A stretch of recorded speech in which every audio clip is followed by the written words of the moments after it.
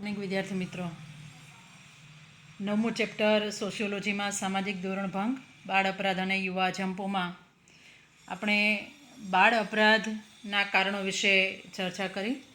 મિત્રો, આજે આપણે બાળ અપરાધ સુધારણા માટે કઈ કઈ કાનૂની જોગવાઈ છે એના વિશે આપણે માહિતી મેળવીશું. જેમાં બાળ અપરાધની સમસ્યાના નિવારણના એક ઉપાય તરીકે આઝાદી પછી ભારતના બંધારણની અંદર કેટલીક જોગવાઈઓ કરવામાં આવી. મિત્રો, બંધારણના અનુચ્છેદ 39મી જોગવાઈ મુજબ રાજ્ય ખાસ કરીને બાળકો અને કિશોરોનો નૈતિક અને ભૌતિક શોષણમાંથી મુક્ત કરવાની અને તેમનો જો ત્યાગ કરવામાં આવે તો એમને રક્ષણ આપવાની નીતિ અનુસરશે. આવી જોગવાઈ બંધારણની અંદર થઈ. મિત્રો, સમિતિના અહેવાલના આધારે એમ કહી શકાય, ભારત સરકારે 1960માં બાળ કાયદો અમલમાં મૂક્યો અને ત્યાર પછી ભારત સરકારે 1980 અને 2000માં કાયદાની અંદર જરૂરી સુધારા વધારા કર્યા અને એ સુધારેલા કાનૂનની અંદર બાળ અપરાધની ઉંમર છોકરાઓમાં 16થી 18 વર્ષ સુધી દર્શાવવામાં આવી. મિત્રો, કાયદાની જોગવાઈ મુજબ બાળ અપરાધીઓના ઉપચાર માટે અહીંયા સજા નથી, એનો ઉપચાર કરવાનો છે, એને સુધારવાના છે. એને સુધારણા કરવા માટે કેટલીક વિશિષ્ટ સંસ્થાઓ શરૂ કરવામાં આવી છે. કારણ કે બાળ અપરાધની સમસ્યા કોઈ પણ સમાજ માટે પડકારરૂપ છે.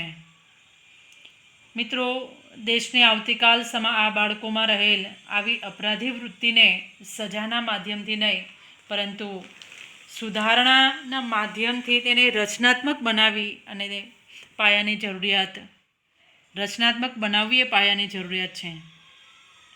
એટલે આ બાબતને ધ્યાનમાં રાખી હમણાં જેમ કાયદાની જોગવાઈ કરવામાં આવી એની આપણે વાત કરી.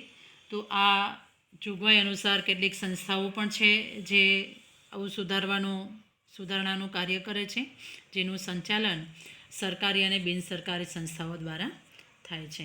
એ ઉપરાંત આ સંસ્થાઓની આર્થિક અને વહીવટી જવાબદારીઓ છે રાજ્યને સોંપવામાં આવે છે.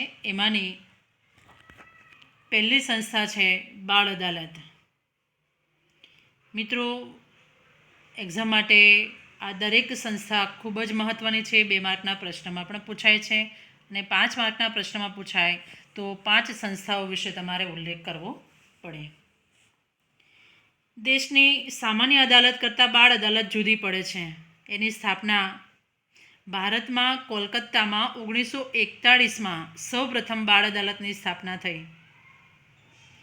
હવે પ્રશ્ન એ થાય કે બાળ અદાલત એટલે કઈ ઉંમરના વ્યક્તિને બાળક ગણવા, બાળ અદાલતમાં લઈ જવા. તો બાળ અદાલતમાં સામાન્ય રીતે 16 વર્ષથી નીચેના બાળકો કે જેણે અપરાધી પ્રવૃત્તિઓ કરી હોય એની સામે કાર્યવાહી કરવામાં આવે છે. અહીંયા ઉંમર એટલા માટે જરૂરી છે કારણ કે દરેક સંસ્થા જુદા જુદા પ્રકારની સુધારણાનું કાર્ય કરે છે. એટલે અમુક ઉંમરના બાળકો છે અમુક સંસ્થાની અંદર હોય. હવે બાળ સુધારણા કાર્યની અંદર બાળ અદાલતના ન્યાયાધીશો છે જે કાયદાના નિષ્ણાંતો છે જ, પરંતુ એ ન્યાયાધીશો બાળ મનોવિજ્ઞાનની તાલીમ પામેલા પણ હોય છે.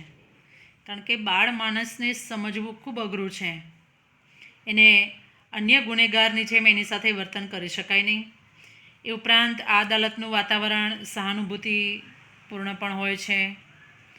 બાળ અદાલત છે બાળકે કરેલા અપરાધી વર્તનના કારણોની પહેલાં તો જાણકારી મેળવે છે કે કયા કારણ થકી બાળકે ગુનો કર્યો, ગુનાહિત પ્રવૃત્તિ કરી. બાળકને સજા નહીં પરંતુ સુધારવા માટે તેને સુધારણા ગૃહમાં મોકલી આપવામાં આવે છે. ત્યાર પછી બીજી સંસ્થા છે પ્રોબેશન. ટૂંકા પ્રશ્નમાં પૂછાય છે પ્રોબેશન એટલે અજમાયશી મુક્તિ. જ્યારે કોઈ પણ બાળક પહેલીવાર આવી ગુનાહિત પ્રવૃત્તિ કરે છે, વર્તન કરે છે અને એ બાળ અદાલતમાં સાબિત થઈ જાય ત્યારે તેવું વર્તન કરનાર બાળકને બાળ અદાલત સુધાર ગૃહમાં મોકલવાને બદલે પ્રોબેશન પર મોકલે છે, અજમાયશી મુક્તિ. એને સુધાર ગૃહમાં નહીં પણ પ્રોબેશન હેઠળ રખાય છે. હવે પ્રોબેશનની અંદર શું હોય તો કે આ સમયગાળાની અંદર બાળ અપરાધી જે બાળકે ગુનાહિત પ્રવૃત્તિ કરી હોય એ બાળકને કુટુંબ અને સમાજ જીવન સાથેના સંબંધો તો યથાવત જ હોય છે, ચાલુ રહે છે, ફેમિલી સાથે રહે છે, પરંતુ નક્કી કરેલા સમયગાળા મુજબ બાળ અપરાધીને પ્રોબેશન અધિકારીની દેખરેખ નીચે રહેવાનું હોય છે. પોતાના સમાજ જીવન કે ફેમિલી સાથે તો રહે જ છે, પરંતુ એ પ્રોબેશન અધિકારીની દેખરેખ નીચે રહેવાનું હોય. હવે ત્યાં પ્રોબેશન અધિકારીની શું ફરજ હોય તો કે બાળ અપરાધી છે એના દરેક ક્ષેત્રો કોના કોન્ટેક્ટમાં આવે છે, કુટુંબ, મિત્રો, એનો પડોશ જૂથ કે મિત્ર જૂથ, એની સાથેનું બાળકનું વર્તન કેવું છે એનું નિરીક્ષણ કરે છે. ટૂંકમાં પ્રોબેશન વ્યવસ્થાનો મુખ્ય હેતુ શું તો કે બાળ અપરાધીના સમાજ જીવન અને કુટુંબ જીવનને તો જાળવી જ રાખવાનું છે અને બંનેને સાથે જાળવી રાખી બાળ અપરાધીની સુધારણા થાય, બાળક સુધરે એના માટેના પ્રયત્ન કરવાના છે. ત્યાર પછી ત્રીજી સંસ્થા છે સુધાર શાળાઓ. મિત્રો, જે રાજ્યની અંદર બાળ કાયદાઓ અમલમાં નથી તેવા રાજ્યોમાં 1987માં રિફોર્મેટરી સ્કૂલ એક્ટની જોગવાઈ અનુસાર આવી સુધાર શાળાઓની સ્થાપના કરવામાં આવી.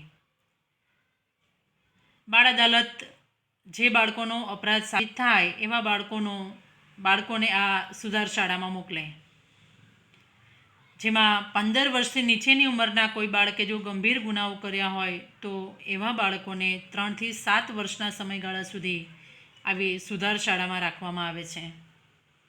ત્યાં બાળકને યોગ્ય વાતાવરણ, જીવન જરૂરિયાતોની બધી જ સગવડ પૂર્ણ થાય એનું ધ્યાન રાખવામાં આવે છે. સાથે સાથે એટલું જ નહીં, કારણ કે 3 થી 7 વર્ષનો સમયગાળો છે અને 15 વર્ષથી નીચેનું બાળક છે. હવે 7 વર્ષ સુધી રહેશે તો 20-22 વર્ષનું થઈ જાય, એટલે સ્વાભાવિક છે કે એને કેરિયરના વર્ષો છે આ રીતે જાય તો ભાવિ જીવનમાં એ સ્વાવલંબન પ્રાપ્ત કરી શકે કે આજીવિકા મેળવી શકે, એના માટે પણ બાળકોને આવી સુધાર શાળામાં શિક્ષણ અને વ્યાવસાયિક તાલીમ મળી રહે તેની પણ જોગવાઈ આ શાળાઓ છે કરતી હોય છે. ચોથી સંસ્થા છે બોસ્ટલ શાળાઓ. ટૂંકા પ્રશ્નમાં પૂછાય છે, બોસ્ટલ શાળાની સ્થાપના સૌપ્રથમ 1902માં ઇંગ્લેન્ડના બોસ્ટલ નામના શહેરમાં થઈ અને તેથી આ શાળા બોસ્ટલ શાળાના નામથી ઓળખાય છે. મિત્રો, કાનૂની જોગવાઈ અનુસાર ભારતમાં પણ આવી શાળાઓની સ્થાપના છે. આ શાળાની અંદર 15 થી 21 વર્ષ સુધીના કિશોર અને યુવક અપરાધીઓની સુધારણા માટેની ખાસ જોગવાઈનો પ્રબંધ કરવામાં આવે છે. જે રાજ્યની અંદર બાળ કાયદાઓ અમલમાં છે ત્યાં 15 થી 21 વર્ષ સુધીના બાળ અપરાધીઓને આ શાળામાં રાખવામાં આવે છે. મિત્રો, બોસ્ટલ શાળાના 2 પ્રકાર છે, બંધ બોસ્ટલ શાળા અને ખુલ્લી બોસ્ટલ શાળા. ટૂંકા પ્રશ્નમાં પૂછાય છે. બંને શાળાની અંદર બાળ અપરાધીને વય અનુસાર છોકરા છોકરી હોય તો બંનેને પોતપોતાના વ્યવસાય પ્રમાણે ઔદ્યોગિક તાલીમ આપવામાં આવે છે. જેમાં છોકરાઓ હોય તો ખેતીકામ છે, ઉદ્યોગ છે, બાંધકામ છે વગેરેની તાલીમ આપે. છોકરીઓને રસોઈ કે ગૃહ વિષયક કામગીરીની તાલીમ બોસ્ટલ શાળાની અંદર આપવામાં આવે છે. મિત્રો, સામાન્ય રીતે બોસ્ટલ શાળામાં 2 થી 3 વર્ષના સમયગાળા માટે અપરાધીને રાખવાના હોય અને છતાં જો બાળક સારું વર્તન કરતાં શીખી જાય, વર્તનમાં સુધારો આવે તો 2 થી 3 વર્ષના ગાળા પહેલાં પણ એને શાળામાંથી મુક્ત કરવાનો નિર્ણય છે સત્તાધીશો કરી શકે છે. હવે 2-3 વર્ષના સમયગાળામાં અપરાધીને રાખવામાં આવે છે, પણ વહેલા મુક્ત થઈ જાય તો પણ બાળકના નિરીક્ષણ અને તે બાળકને યોગ્ય વ્યવસાયમાં ગોઠવવાની જવાબદારી પણ પ્રોબેશન અધિકારીને સોંપવામાં આવતી હોય છે. ત્યાર પછી છે પ્રમાણિત શાળાઓ.